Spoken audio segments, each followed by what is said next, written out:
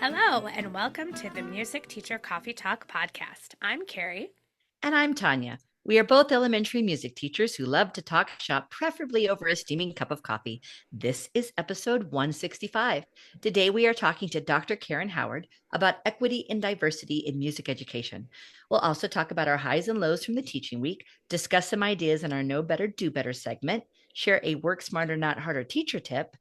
And in our CODA section, we'll give some specific recommendations of our favorite things we are enjoying in and out of the music room. So grab your beverage of choice and let's get started.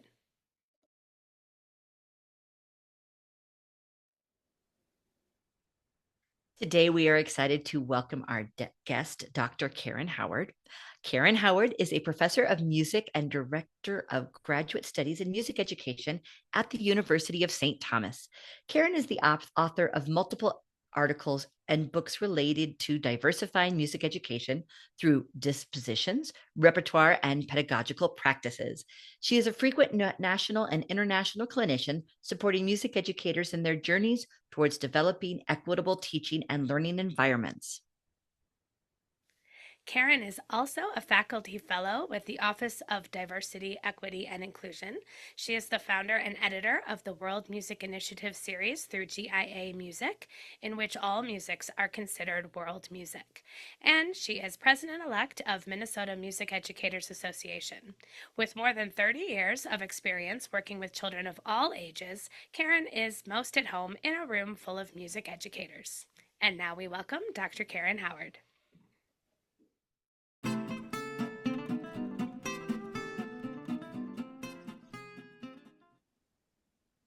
So we are so excited to welcome Dr. Karen Howard with us today. Thank you for being with us, Karen. Thanks for having me.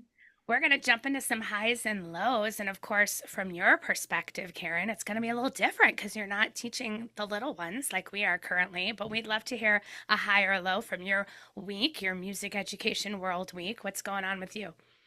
I would love to share, and it just happened yesterday afternoon.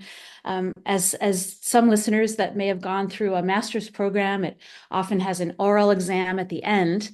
And yesterday we had one of our students sitting for their oral exam, and she talked at length about finding herself this last year coming out of the pandemic and really recentering in what she sees as the best part of our work, which is the spiritual connection. And she didn't mean in a religious way, the spiritual connection between ourselves and our students when we're making music together.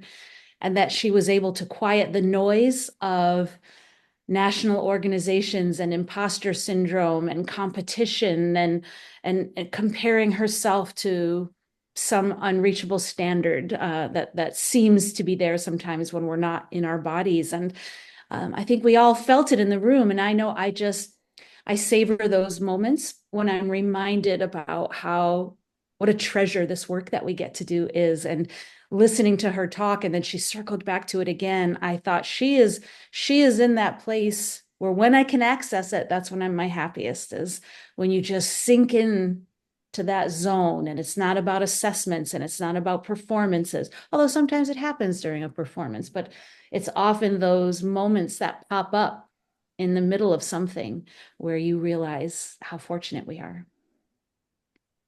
That's lovely. I should have had you gone second because that's like a perfect response to what my low is going to be.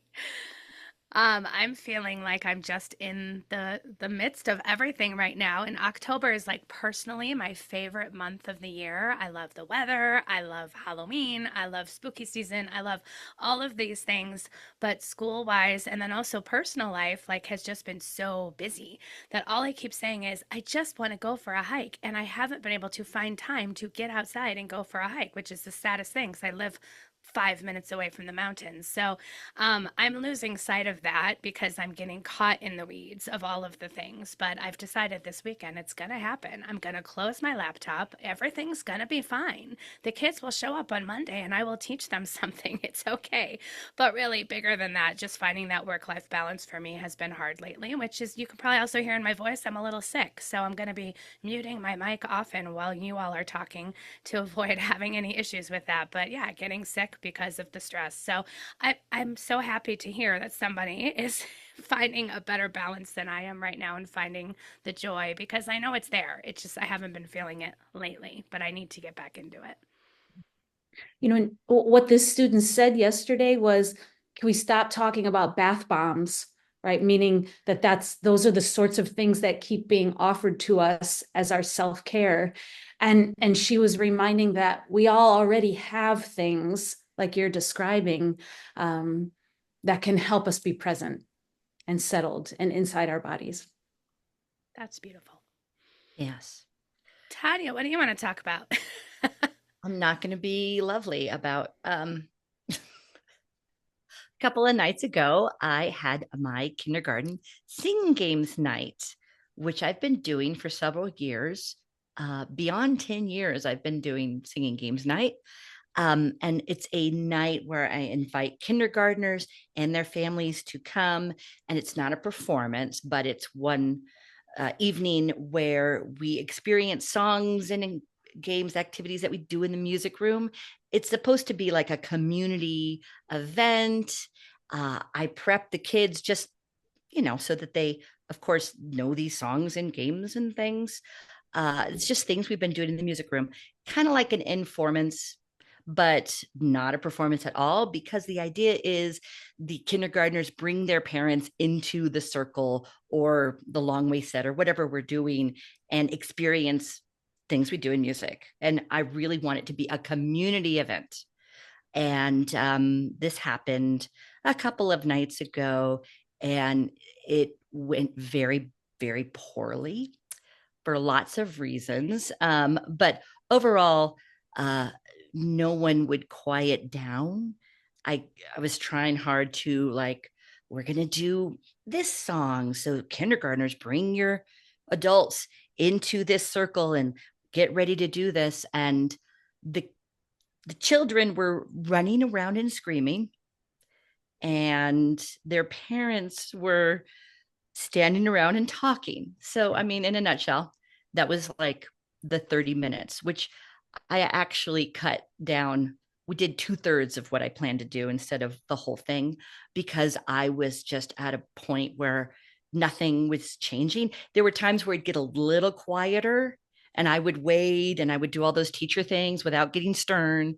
Um, but it was just not happening. And I was trying to reflect on, did I not communicate exactly what this is? But I did the same communication that I've usually done. It was a little early in the school year. I usually do this early November, mid November. Maybe I didn't prep the kids. Maybe I didn't send enough reminders of what this actually is supposed to look like. So, yeah, it was a real low point. And that was it. So I'm reevaluating. Maybe this is something I don't do. Maybe this is something I just put away for a few years. I was thinking about when these students, and our kindergarten group overall is challenging. They were about 1 years old when the pandemic hit. And I was talking to kindergarten teachers who were mentioning that, there's some struggles going on, and that whenever we put on a video, though, whenever anybody puts on a video, they're focused, they're quiet. And so I don't know. I mean, maybe we make too many connections to the pandemic, but I think that it's still affecting our society now. And it's a combination of reasons why this didn't go well. I can take some of the responsibility for that. I didn't have a portable mic. And so maybe that was a thing. Um, anyway, I'm reevaluating and trying not to take it all like on me, because it's not all me. But, times change and I got to not be stuck in my ways. And maybe this is just not a thing for this grade or this group, or maybe it needs to just be reshaped.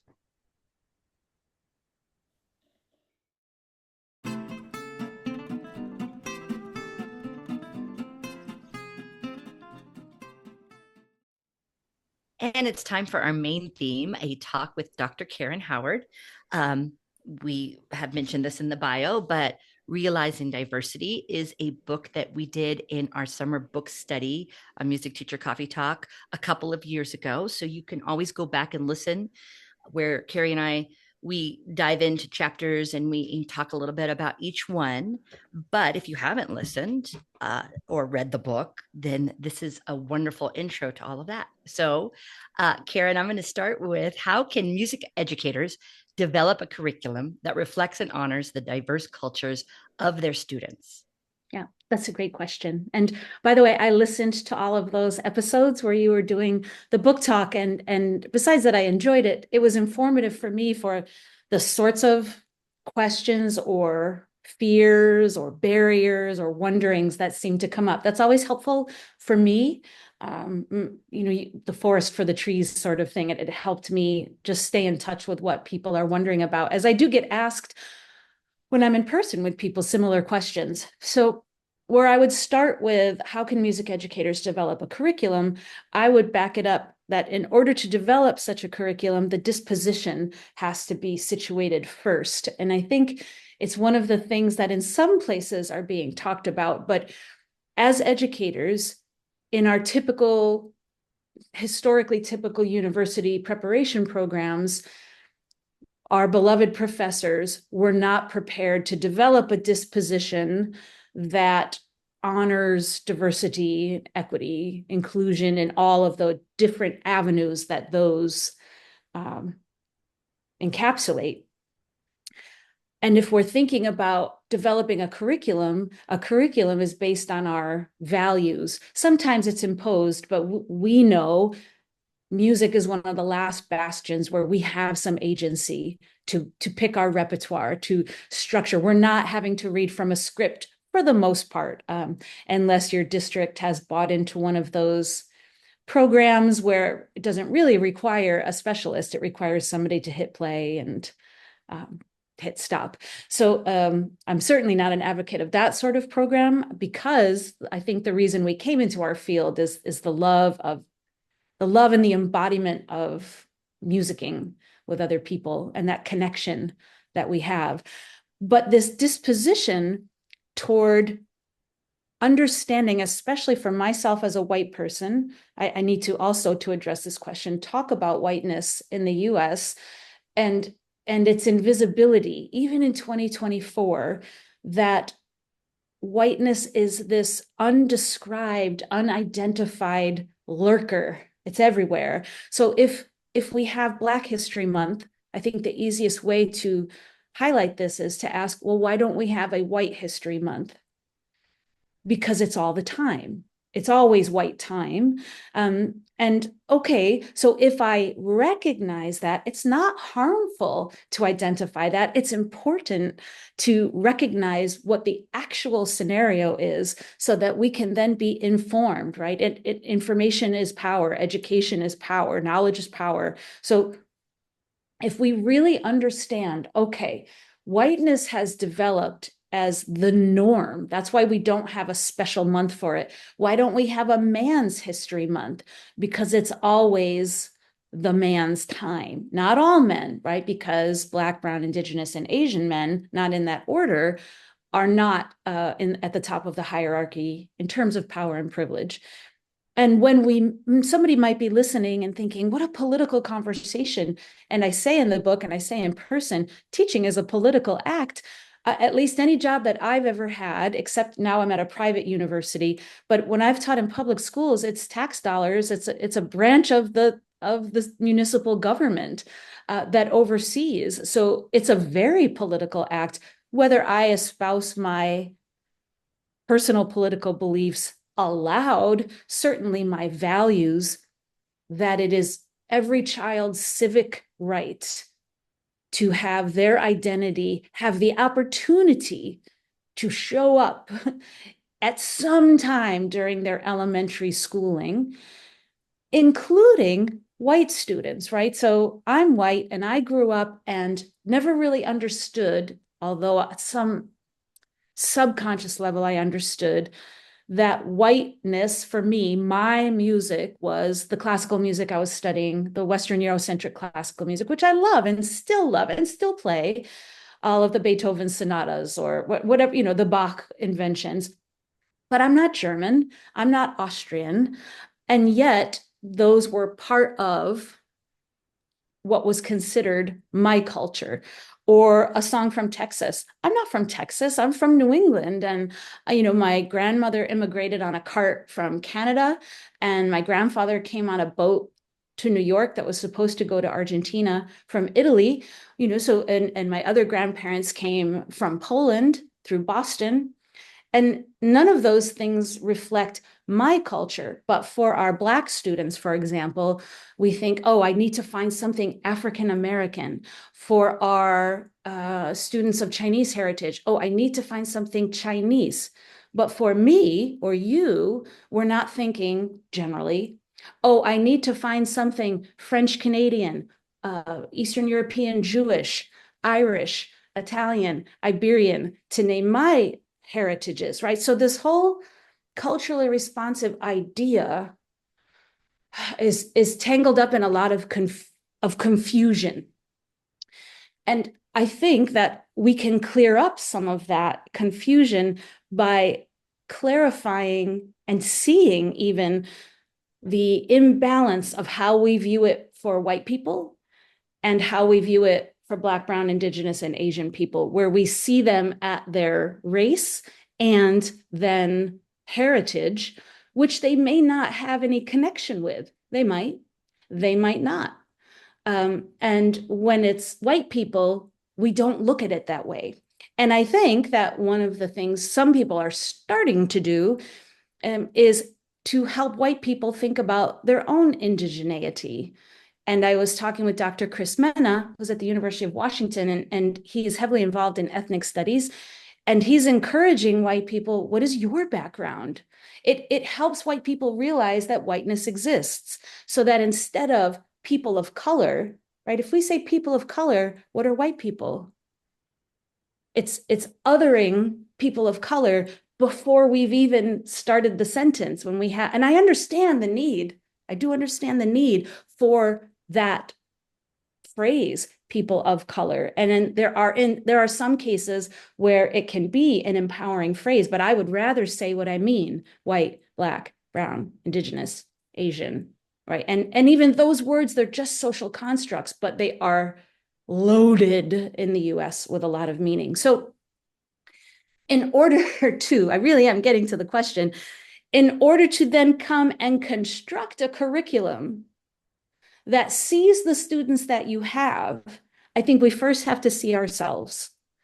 And we have to learn how to see ourselves and what we grew up, if we're from the US, what we grew up amid. And if we're white, it's important that we recognize the power and privilege that we were given, whether we asked for it or not. I certainly didn't ask for it, but I benefit on the daily. Now, the fact that I'm a woman puts a dent in some of that privilege that I get, but I still get it as a white person. And being aware of that doesn't mean I can't live a happy life. It means, oh, I'm informed, and then I can then approach my curricular decisions thinking about what will best help me choose pieces that uplift all, including students in my school. And my last elementary school in Connecticut, it was such a wonderful school, Webster Hill, West Hartford, Connecticut. Shout out. We had a hall of flags of all the cultures and languages that were represented, and it was something like 39 on a given year. And I couldn't represent all of those in every grade. It's not possible.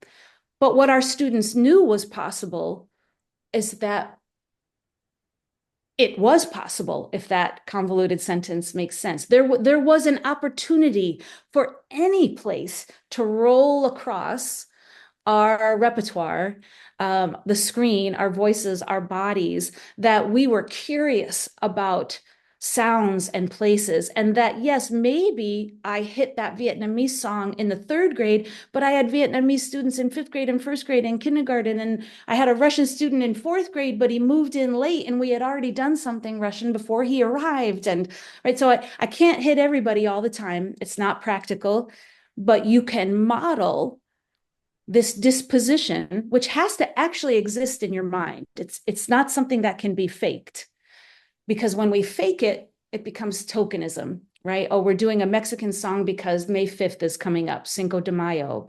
It's Black History Month. But again, your Black students are Black all year, and they might like, since they see you all year, they might like to do a song connected to Black heritage or history or contemporary times in October. All right, so it's breaking down these constructs that came out of multiculturalism, of which I was a practitioner, and multiculturalism didn't quite make it all the way to its goals, because the goals were never to sprinkle in. And in many ways, music education is still sprinkling in, because we haven't changed it from the top down. We haven't changed teacher preparation at the university level. And so we're sending out people that are doing the same repertoire. I mean, I see undergrads now in other programs, and they're doing the same repertoire that I learned in 1988 and 89. They're using the same books, they're using the same collections instead of expanding their knowledge set. So how do we go about that? We've got to do our own work first, knowing where we sit in this hierarchy of representation and education. Some people, the answer is already obvious because they live it every day. And for some of us, again, there's such a pushback from states that are practicing censorship and districts that are practicing censorship, where they're saying you can't talk about things that make white people feel bad. But to me, learning what our history is a way to develop empathy, which can lead to a critical consciousness. And yes, there may be a stage of that, which a researcher from the Netherlands called guilt by association. I didn't practice those things, but when I first learn about something, I feel terrible that white people, of which I am one, did these things. And if we stop it there, then the growth doesn't happen and we don't move further down the journey. Our journey doesn't proceed. And we leave people with a trek unfulfilled. But if we stick with that feeling, and we have to do it ourselves first, if we stick with that feeling and we move through that, we're then in a space, our teacher disposition and our pedagogical way of being then realizes how narrow, perhaps, our repertoire mindset is. And chapter 3 in the book, it took me about a year to figure out what was this thing that was just stuck in something was nagging at me. And I finally realized there's a ritual when we select our repertoire that's getting in the way of creating curriculum that really honor our students and their broader communities. Because maybe you teach in an all-white school and they're all of Swedish and Norwegian heritage. There are schools like that here in Minnesota that are predominantly white with German, Norwegian, and Finnish, let's say, backgrounds. But they live in a world where they're online and they interact, and they might not stay in that town, and we want them to be global citizens. And so there really is a way of opening up our own minds to realize that we may have been selecting from something that had nothing to do with people, which is what I tried to get at in chapter 3, which I called interrogating the ritual. And I think about, when I was still directing choirs, which I'm not anymore, I had such a system, as we all do. Some people do it with a glass of wine and YouTube examples. Some people lay out their scores and they put right, and we've all got our ways. Or we talk about student agency and voice, and yet we program our concerts before the school year starts. And so we're saying we want to do something, but we're set in our ways of programming that don't consider culture, language, people, practices, tradition, socio-historical information, and practices. And when you try to backhoe those in, that's when we get tokenizing, essentializing. I know we'll talk about appropriation a little bit later, but it lays things on top, which is why multiculturalism didn't make it through. If we sprinkle it on top, it's not part of the rich soil from which things grow. It's the candy on the top that we pick off and eat, and then there's all the things that are more deeply considered. So it starts with us, starts with developing a disposition that believes that the education system in the US is tilted toward white practices, white ways of knowing, white ways of being, white ways of practicing economics. That is, if we know it's the case in the legal system, we know it's the case in the medical system. We have all decades of research to show that's what intersectionality is all about in the legal system.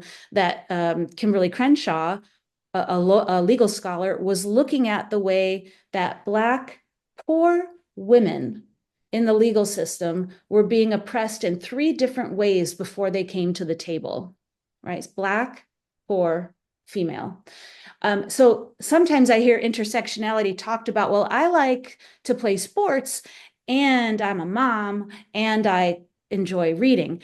Those are hobbies and parts of your identity. Intersectionality, the way we mean it in equity work, it's a word that has multiple meanings, but in equity work means the ways, the intersections of oppression and how that informs somebody's identity. And that same thing can happen to musical genres, right? If a musical genre is so rhythmically rich, it's never going to land in your scope and sequence. Because if it's always geared towards notation, where do you put that double dotted eighth, 16th, followed by a 16th, 8th, 16th across the bar? The kids can perform it, but we're ignoring it because we're trying to follow our scope and sequence, which limits our range, or we take something from a culture and it's too hard to read, so we suck its nature out to make it fit what we can read. And that also dishonors the background, the cultures, the identities, because what we're saying is this way of knowing music is the most important. We're saying orally learning music is not of value as the way being able to look at these symbols on a staff, right? So all of those things coming together help to inform a disposition that makes space and time for this work.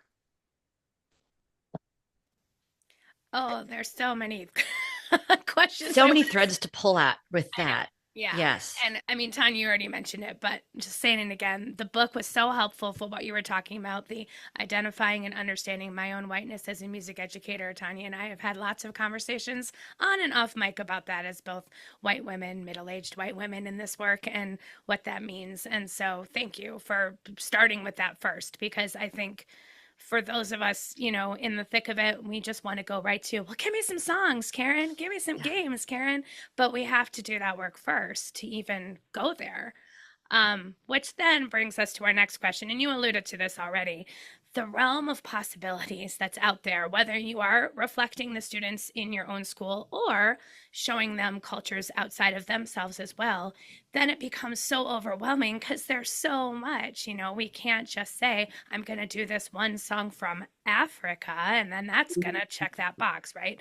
So it's like there's so many cultures, there's so many ways to go.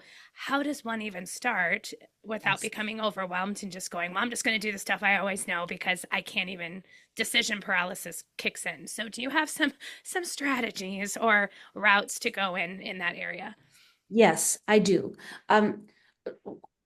One of the first things I would say is in all areas of life, not just repertoire growing, we have to be kinder to ourselves because nobody is a harsher critic of ourselves in all aspects of our life than ourselves, right? We're so hard on ourselves. And the same thing comes to when we hear information that we're not really meeting the needs of our students to the best of our abilities.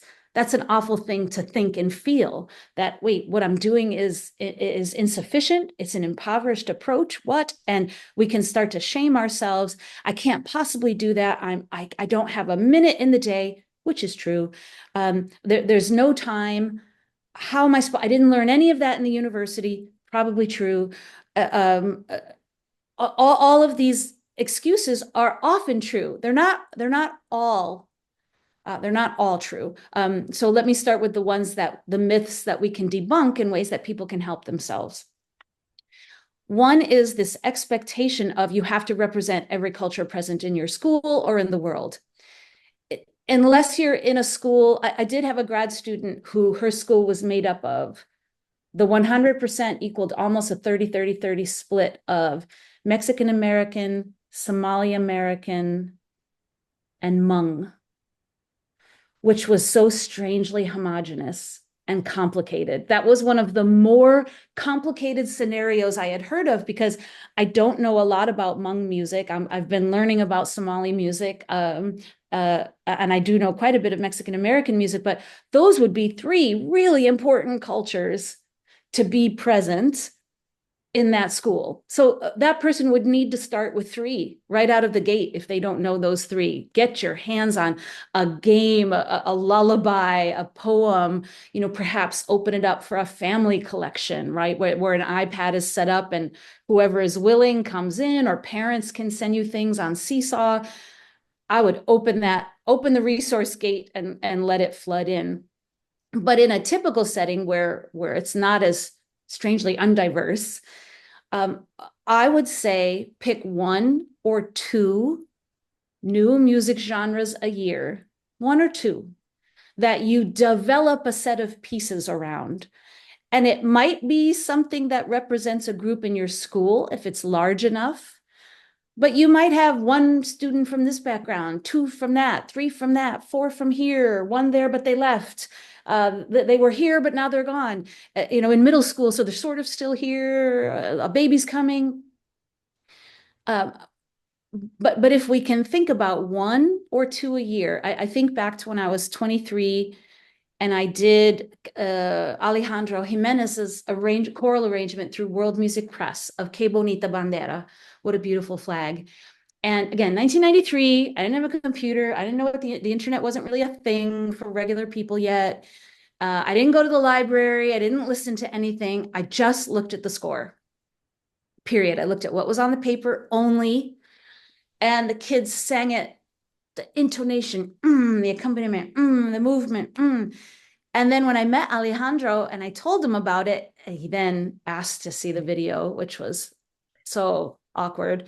I showed him the video and then he said, "Oh, you're a good teacher." Yes, which made my 23-year-old heart feel well. And he said, "But you don't know Puerto Rican plena, do you?"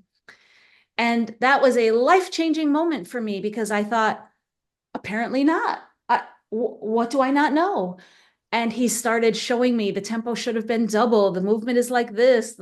Yes, it's okay to simplify the instruments, but I took away the groove that was plena. And right. And in that moment, thankfully for me, it was early in my career, it didn't even occur to me to look at a song that way. Never crossed my mind. I was looking at the text, which was, clearly about Puerto Rican identity. I was looking at melodically, it moves in thirds, which is great for choir, right? So I chose that culture that year to do a lot of listening, which meant CDs back then. I ordered some books through the music ed catalogs, and put pieces across all of the grades that year.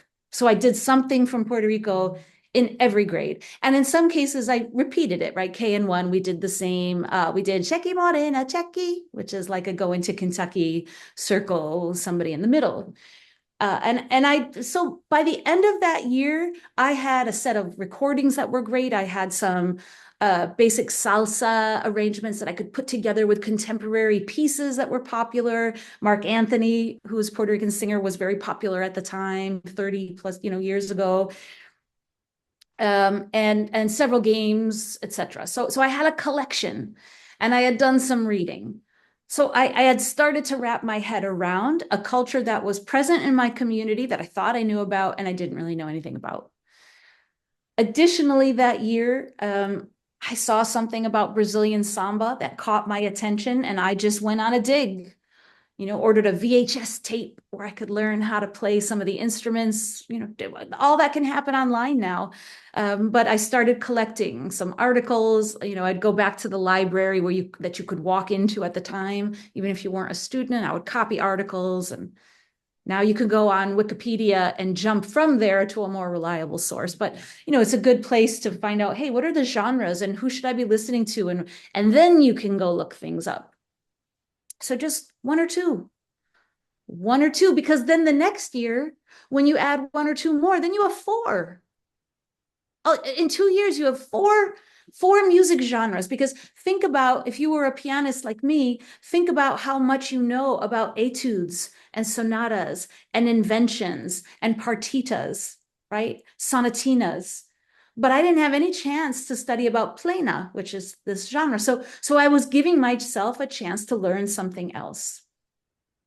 Some people get surprisingly resentful, but I think it's coming out of a place of shame and fear that comes, shame and fear of, I don't know that. Fear of, how can I possibly learn that? But what it comes out as, I can't possibly do it. But we can. Little steps, little steps, little steps. Yes, I embrace that idea of steeping yourself Yes. in that music, in that culture. Yes. And that's one thing, just as a music lover, whether or not you are a music educator, but it leads into this idea of, so once you are steeped into that, and once you have those songs that you want to bring into the classroom, how do we adequately represent these musics Yeah. and appreciate and pass on that love and not appropriate? Yes. Yeah, it's a great question. In our series through GIA, which is the World Music Initiative, which is directly inspired by Judith Cook Tucker's work with World Music Press, which she started in the 1980s, which even though Judith retired and World Music Press no longer produces new books, Plank Road Press bought all of the rights to the books that were the best sellers. Those are all still available. If you search World Music Press, there's something like 30 choral octavos and 20 books of music from Thailand, Cambodia. Her very first book, Let Your Voice Be Heard, which is music from Ghana and Zimbabwe, which I bring all that up to say, in that book, she has 4 pages of information about Cheche Kule. Cheche Kule, Cheche Kofisa, Kofisa Langa, Langa Chilanga, Kum, Adende, which I have seen misidentified more times than almost anything else. To say something is West African, that's where we get into some trouble, because there are something like 17 countries in West Africa. And we can do better, right? So appropriating is when we sort of sloppily grab something without consideration for its importance. And we wouldn't say, for Alouette, gentille Alouette, we wouldn't say West Europe. We would say France. So we want to make sure that we're showing the same sort of valuation and consideration. But because of colonialism, we often have to do that ourselves. The colonialist thinking and assimilative practices, it shows up in our publications. So in all of Judith's books, there's one for Vietnam, there's so many. There are also recordings, which I think they are on CD. So you'll just have to find somebody that has a CD player so you can download it in 2024. But there are recordings so you can hear how to pronounce the language. You can hear what it sounds like, and 4 pages of cultural information and game directions for Cheche Kule, which I've seen listed as from Liberia. No, from Sierra Leone. No, from Senegal. No, from West Africa. No, it's from Ghana, from the Ewe people. And what I find really interesting is Angelique Kidjo, who is a Grammy-winning, brilliant musician from the country of Benin. It goes Ghana, Togo, Benin, Nigeria in West Africa. On one of her recordings from 1991, I think, she is Ewe, which is the same culture group as my teacher, Kwasi Dunyo, from Southeast Ghana. It goes across Southeast Ghana, Togo into Benin. She's Ewe, and in one of her songs, all of a sudden she breaks out with Cheche Kule, Cheche Kofisa, Kofisa Langa. I just happened to be on the treadmill one day and heard that and lost my mind. So doing a little bit of work, just a little bit, Judith's already done it for you. So with Judith's blessing, I started World Music Initiative, and we are trying to model, hey, here's some information that will help you contextualize the people, the practices. It will make sure that you don't perpetuate the epoe tai tai mistakes, right? And for those who might not know that, it's a song that elementary teachers, particularly those who followed a scope and sequence, loved because of the syncopated rhythm. But they taught it for decades without knowing the translation, which is why I never taught it, because I couldn't understand. I call it the epoe tai taiing of things. How can we teach something when we don't know what the words are? Me listening in my car, to something, that's different. That's different if I don't, and I'll go, I actually know what they're singing. But to have our children sing it and not know what it means because it's awesome for syncopa or tita ti or ta di, whatever system you use, which I will just add a side note, whatever rhythm syllable system you use is the best one. That's what I'm saying. As long as you're consistent, there's so much chitter chatter about it. It's the consistency that attaches that makes the synaptic connection. Okay, there, having said that. So we're trying to model with recordings of how to pronounce, with recordings of how to sing, with videos of children playing the games.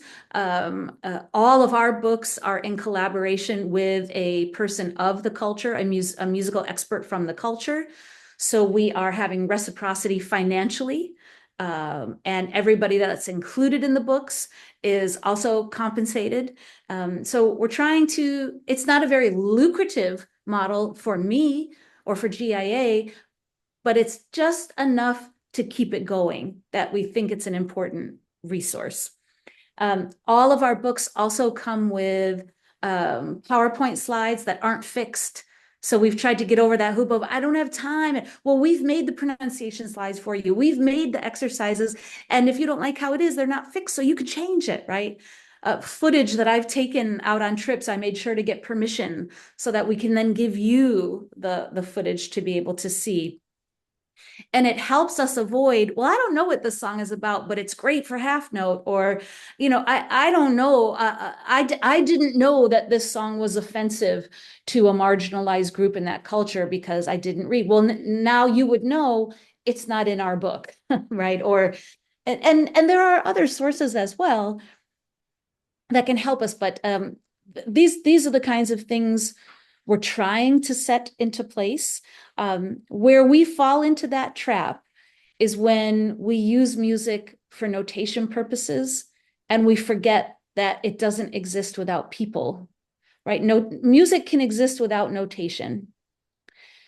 I'm not anti-notation, I'm just anti the hypervaluation of it. And when I think of the 21 years that I spent as an elementary music teacher, the most joyful times with me and the children had nothing to do with notation, unless they had a game, unless they were throwing a ball, right?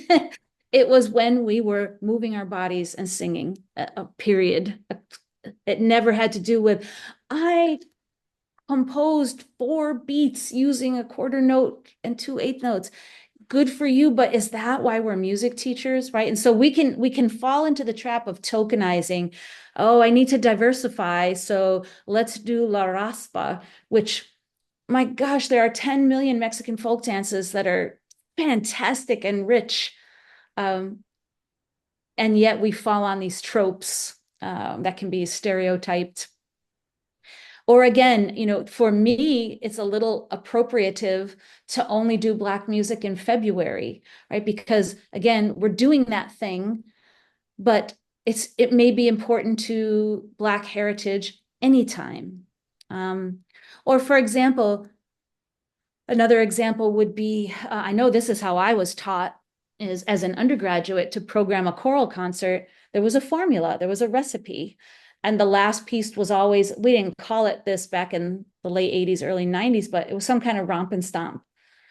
And we see the pattern still exists today about putting a South African tune at the end, or putting a spiritual, or, a Moses Hogan or a Hush or a Xochitl or something like that. And, if you do a Xochitl or a Siahamba and it's an apartheid song, and there's no mention of apartheid, it means, number one, an impoverished preparation on the part of that teacher to do the piece. It's okay. It doesn't mean you're a bad person. It means you didn't do your due diligence. If you're not South African and you don't know the practices, you've got to do a little digging. All you have to do is type in the title these days on Google, and it will tell you on the first or second hit, right? And if you don't know about apartheid, my college students now were born long after apartheid was abolished. We have to go back and help them understand who Nelson Mandela was and what apartheid was and how similar that looks in other places as well, and how songs came out of that and how they connect to the civil rights movement here and all of these things. So if we do those songs without acknowledging the people, if you do a Moses Hogan piece at the end of your concert because you want people to feel ecstatic at the end, my friend and colleague, Dr. Adrienne Davis, said to me one time, is that an apology for the rest of the concert? That last piece has to be something to make them feel good. Well, why wouldn't every piece be chosen in that way, right? I was already well along on my journey when he said that to me a long time ago, but I think about it on the regular, because what are we saying that Black musics, Latino music, certain musics of a certain feel, they're for the end to make the audience lift, and that's it.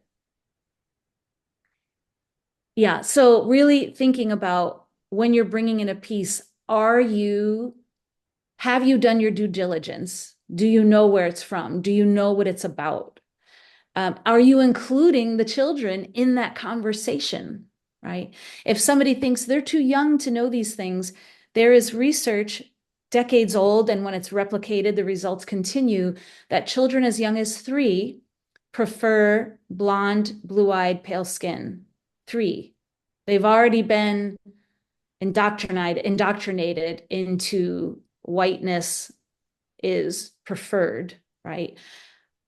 So if we wait until, well, that's for middle school, really, we're 6 years late to the party when we could have been incrementally getting them there to understand, right?